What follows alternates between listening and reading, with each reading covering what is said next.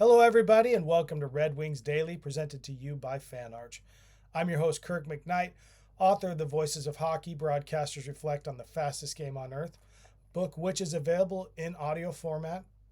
It's on Apple Books, and it's on Audible in that new audio format. Apple Books, it runs you about $9.99 a copy.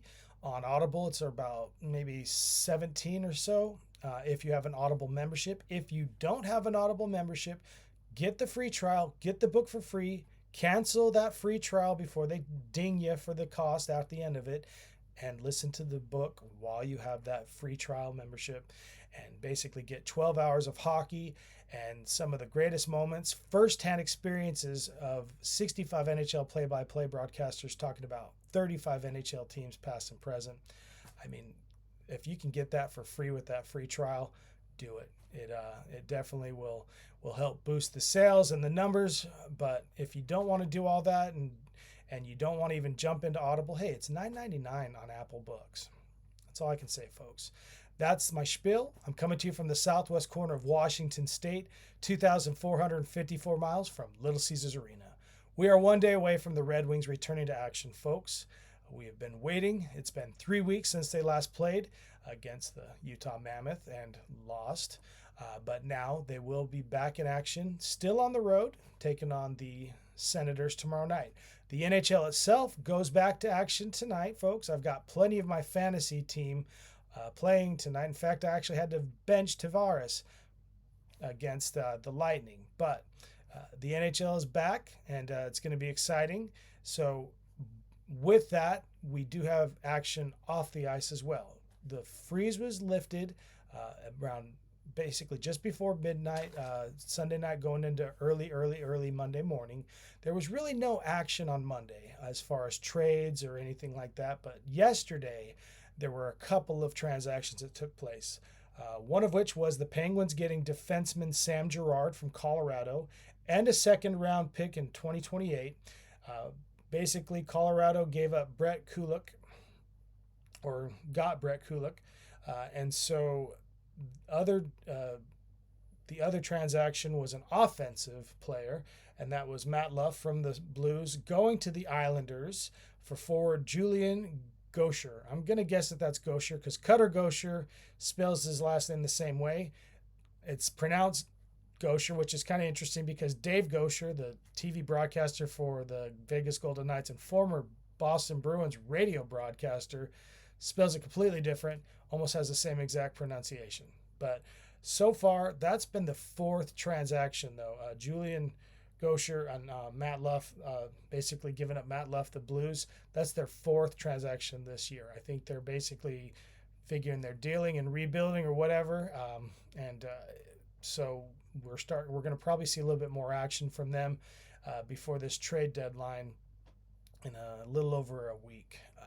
I still feel like the Red Wings are going to make a move for Justin Falk, the defenseman for the Blues, one of the defensemen, I guess, for the Blues. So, also the Colorado Avalanche, that was their second transaction. They've both been kind of small. I feel like they're a little bit minor. I think the Avalanche are just really trying to help bolster their defense. They already have Kel McCarr, and obviously that's, the best defensive player in the NHL, but you also have the experience and seniority of Brent Burns on that defensive line as well. So I think they're just trying to tighten up a little bit as they're getting ready for this deep run. Obviously, they still got to play two of the best teams in the NHL in their division, being the Minnesota Wild and Dallas Stars. So obviously they're going to basically show up at the playoffs, probably a little beaten and bruised from that playing in that Central Division. And obviously I think they're just trying to tune up the defense as best as they can. Who knows? This may be the first two of a couple more transactions for the Avalanche, but I highly doubt it. I think they're really just satisfied with where they are. They're just making a couple of tweaks here or there, minor tweaks, just trying to get the machine fully oiled and ready for that deep playoff run. Now, the Blues, like I said, they may be starting to look like they're dealing and trying to get a little bit of a rebuild, start getting a couple more picks for future so that they can maybe start to climb back up into relevance in the Western Conference. So it is like I mentioned, the first day back for the NHL. So there are 3 teams from the Atlantic Division playing tonight. 2 of them are playing each other. That's the Lightning and the Maple Leafs. Now the Lightning have 3 games in hand basically as far as the Red Wings go. They're 6 points up on both the Red Wings and the Habs, but they have 2 games in hand on the Habs, 3 games in hand on the Red Wings. So they're going to give up one of those extra players tonight. And they're either going to extend that lead another couple of points or, kind of go it the other way and tighten in the playing field just a little bit more. The Maple Leafs are who they're playing. So the Maple Leafs with any kind of point, so if it's a shootout loss or an overtime loss or a win, they're going to climb out of 7th and back and into 6th in the Atlantic.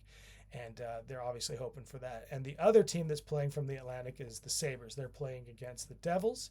And basically they have a game in hand on the Red Wings. They're still 2 points back on the Red Wings and the Canadiens. So if they get that 2 points and get that win, they're basically in a virtual tie for 3rd with the Wings. And I think they would still be basically underneath the Habs because the Habs have 1 game in hand, or will have 1 game in hand on them.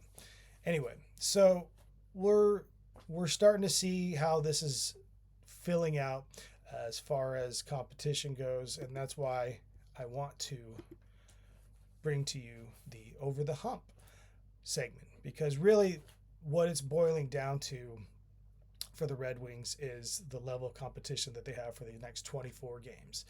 They have to play, I'll just read it off, okay?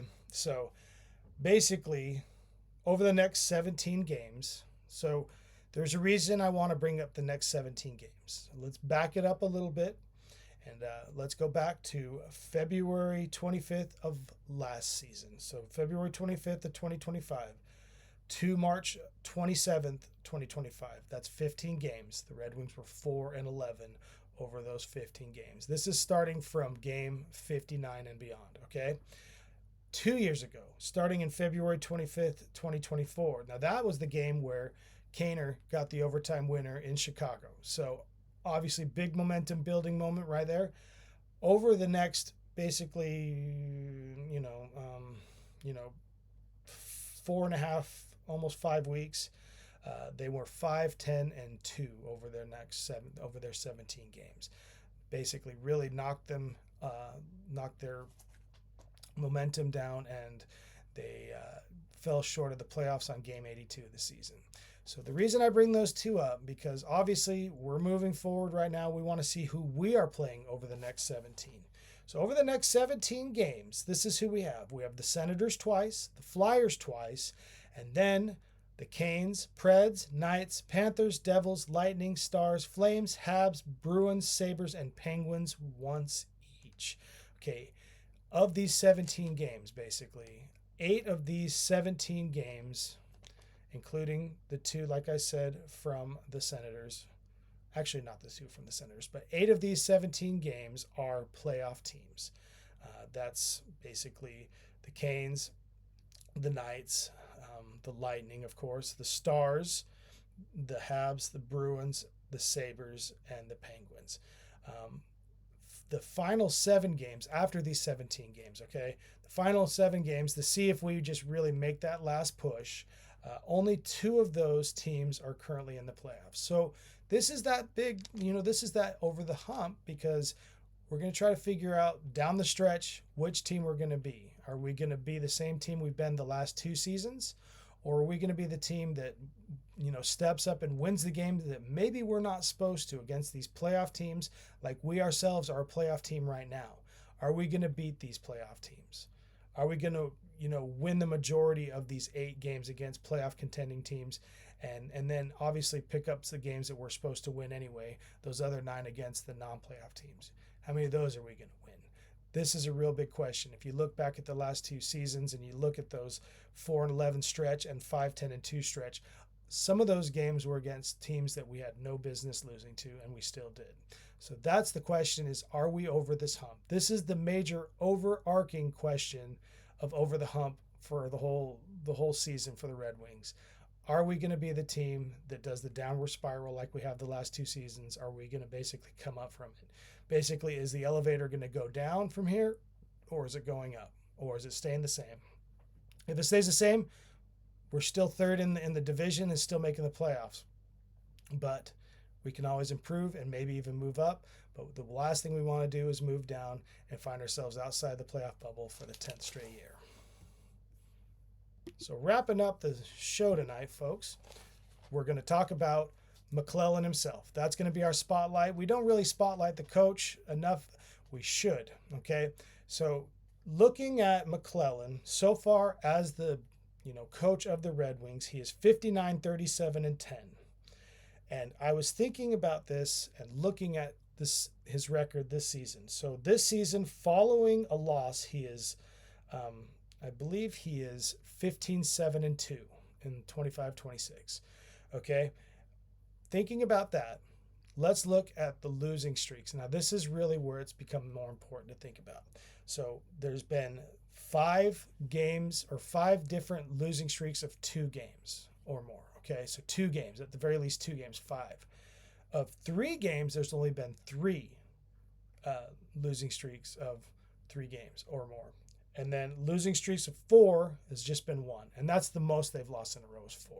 And that includes like overtime losses, basically. When I say 4 losses, that's kind of like the when you're looking at the standings and it says, won 4, lost 4. That doesn't really take into account the shootout and the overtime losses. So that is the longest losing streak that we've had was 4. And amongst that was an overtime, or it was a shootout loss in there. I think that was the tail end of that 4-game losing streak, that shootout loss against the Bruins. The moment I always point back to in late November where Sider lit the fire. That was basically loss number 4. It was a shootout loss, but it still was the 4th loss in a row. So that was as low as the Red Wings got. It was basically up, from there, up. And that's what they've been able to do.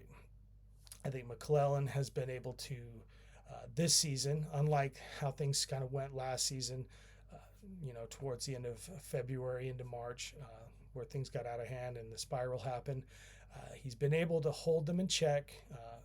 Like I said, 15, 7, and 2 following a loss. That's really impressive. And it's been great. Most of the time I've seen a loss they've won afterwards. They haven't had that many losses, obviously, this season.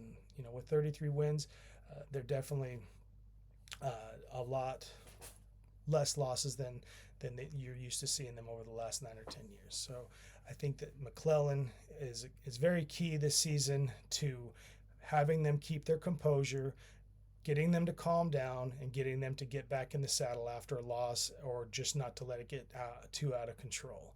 Obviously, we're spacing out the games more. When we have a little bit extra time in between games, he's been a masterful coach at basically getting them to rebound and regroup and get back in their winning ways. And it shows with a 15, 7, and 2 record following a loss. That's been our show today, folks. Tomorrow we'll have Throwback Thursday. We'll be able to preview the Senators Red Wings matchup, the first game in 3 weeks and a day for the Wings.